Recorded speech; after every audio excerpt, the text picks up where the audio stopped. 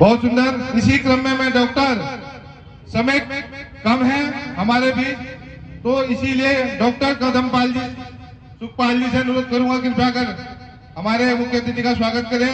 चौधरी चरण सिंह जी डांडेकी से भी अनुरोध है।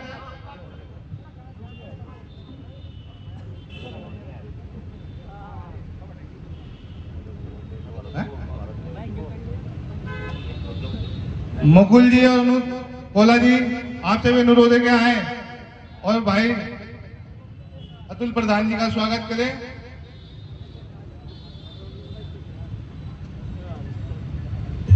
कार्यक्रम को लंबा विस्तार न देते हुए जो हमारे साथी इस तरफ खड़े, आपसे निवेदन है कि छोटा ही कार्यक्रम है, क्योंकि एक मामला थोड़ा सा ऐसा ही प्रधान जी की विधानसभा में हो गया, तो इन्हें जल्दी जाना पड़ेगा। आप सबसे हाथ जोड़ के निवेदन है कि आप सब लोग बैठ जाएं।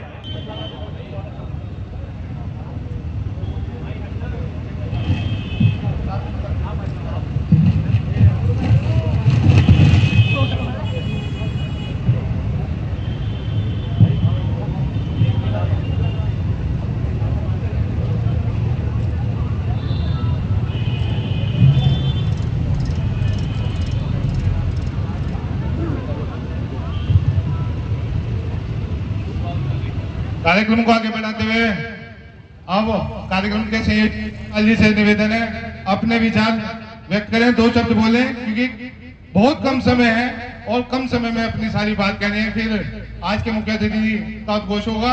आप सभी साथियों से भी आज इतना लंबे समय यहाँ धैर्य बनाए रखने के लिए धन्यवाद। महिपाल जी। सबसे पहले मैं सम्मानित मंच को नमन करता हूं और आज के हमारे मुख्य अतिथि परमादरणीय श्री अतुल प्रधान जी और लड़ाया जा रहा है। आज जिस तरीके की राजनीति हमारे हिंदू मुस्लिम लोगों को लड़ाने का करके भारतीय जनता पार्टी कर रही है, साथियों मैं आपका ध्यान एक और केंद्रित करना चाहता हूं। आदरणीय अतुल प्रधान जी आपके बीच में बैठे हैं।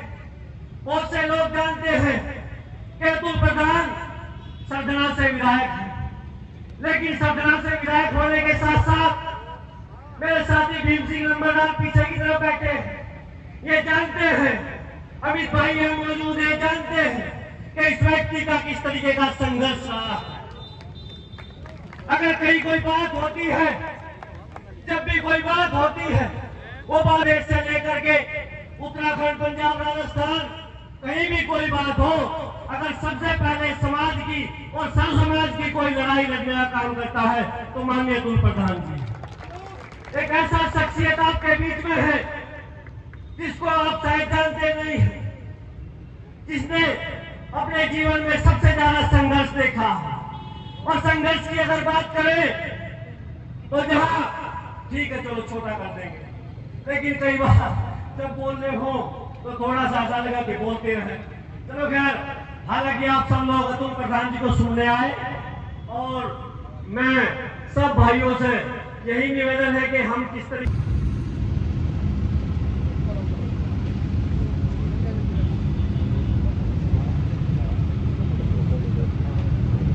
सबसे पहले इस देवभूमि को नमन करता हूं। आज नेताजी की पुण्यतिथि है, उनको नमन करते हुए गुर्जर सम्राट वीर भोज जी को नमन करते हुए यहाँ आज ये आवाज इसकी ठीक कर देना मुझे। हमारे साथियों ने मिलकर ये प्रोग्राम रखा, मैं इन सब साथियों का आभार व्यक्त करता हूं और शुक्रिया और धन्यवाद देना चाहता हूं।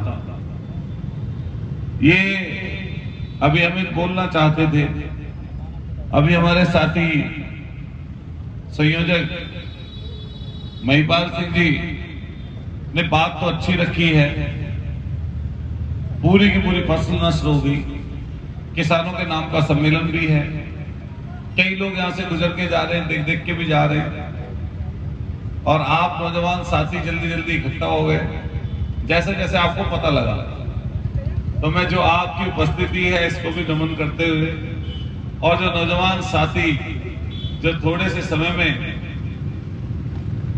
मैं जब रास्ते में चला आ रहा था तो कहीं से कोई सूचना आई कि वापिस जाना पड़ेगा, कोई घटना घट गई। तो फिर मेरे मन में एक बात आई कि थोड़े समय के लिए चलते हैं, कम से कम जिन साथियों ने प्रोग्राम रखा है उनका मनोबल हल्का ना हो। इसलिए मैं आपके बीच में उपस्थित हुआ हूं।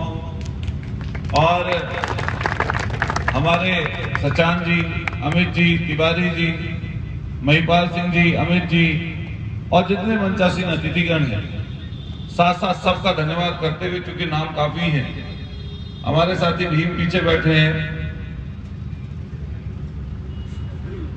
महेंद्र यादव जी हैं, विजय यादव जी हैं, नवनीत जी हैं, हमारे विक्रांत प्रधान जी भी हमारे साथ आए, दीपक जी हैं, गणपत जी हैं और सुखपाल जी हैं, चरण सिंह जी हैं, मुकुल जी हैं, विशाल जी, तमाम साथी, मैं सबका धन्यवाद करता हूं। देखिए, मैं एक अभी जंतर मंतर का जिक्र चल रहा था। अगर कोई बात किसी को सिखाई ना गई है या उसको पता ही ना हो या उस तरह के अभाव में पला बड़ा ना हो जिसमें कहीं इकट्ठा होकर मिलकर कोई काम करने की बात की जाती है, तो जब कुछ आता ही नहीं तो उस काम को करें कैसे?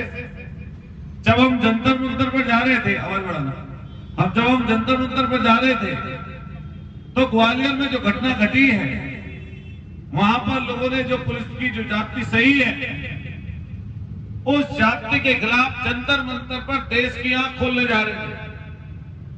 चूंकि हमारा समाज सब जाति बिरादरी के लोग यहां पर उपस्थित हैं, लेकिन विशेषकर मैं गुर्जर समाज के लिए बोल रहा हूं ये बात। हमारे जो गुर्जर समाज के लोग हैं, खासतौर से एनसीआर, नोएडा, गाजियाबाद, फरीदाबाद, गुड़गांव, मेरठ और ये आसपास का इलाका, वो पैसे वाले भी हैं, कुछ धनाढ़ हो गए लोग। और कई बार अगर ये बात आ जाए कि जमीन पर पल पर बैठना पड़े या चादर पर बैठना पड़े, तो कई बार हमारे नौजवान हिचकते हैं। तो जब मैं मंच से बोल रहा था और बर्बादी का, उससे तो कोई व्यक्ति इधर पूरे देवभूमि में बचा हुआ नहीं है। जहां जहां पर पानी भरा हुआ है, पूरी की पूरी फसल नष्ट हो गई। खेती किसानी की बात चल रही है। खेती किसानी बचाने के लिए आप सब लोगों को इकट्ठा होना पड़ेगा।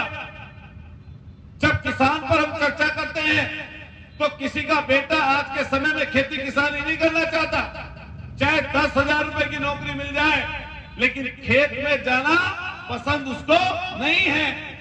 और खेत की बात तो अलग है। अगर किसी के घर में इस समय पर पशु बंधे हैं, हालत यह है कि जिसके घर में 10 होते थे वो 5 रह गए। किसी के घर में भैंसा था भी और नजदीक जा रहा, गन्ना या कोई काम हो रहा तो ट्रैक्टर खरीद लिया, एक बड़ा खरीद लिया। हालत यह हो गई कि गोबर में से बदबू आनी शुरू हो गई। और जब किसान को गोबर खराब लगने लगे, उसको हाथ छूने से वो परहेज करने लगे, जब हमारी नस्ल और पीढ़ी ये सोच ले कि गोबर जो है गलत चीज है, तो आप बताओ क्या खेती किसानी कर पाओगे? जोर से बताओ क्या कर पाओगे? ये हर जगह का हाल है। हमारी पीढ़ी तक के तो लोग गोबर को उठा ले रहे, वो भी हाथ से नहीं, कसले फावड़े से इधर कर ले रहे। लेकिन जो हमारे से आने वाली नस्ल है, उसको शायद पता भी नहीं चलेगा गोबर होता था या नहीं होता था। ये हालत इस समय की। दूध की बात करते हैं, भाई खेती किसानी से जुड़ा हुआ दूध भी है। और पहले अगर जहां आदमी खेत में कुछ पैदावार करता था, साथ साथ 2 पशु बांध देता था, उससे भी कुछ ना कुछ उसका बंदोबस्त किसान का हो जाता था। लेकिन समय बदल रहा है, और ऐसा समय बदला है कि हर एक व्यक्ति के हाथ में मोबाइल है, और इस मोबाइल में खूब सारे गुण भरे पड़े हैं। इतने गुण मोबाइल में हैं कि सारी चीजें आप मोबाइल पर उपलब्ध कर लीजिए, सारी जानकारी आपको मिल जाएगी मोबाइल पर। लेकिन इसके साथ साथ ये भी समझिए, इसमें बहुत सारी खराब चीजें भी घुसी हुई है। हमारी नौजवान पीढ़ी यहां पर बैठी है। अगर आपने कोई टारगेट नहीं रख रखा, अगर आपने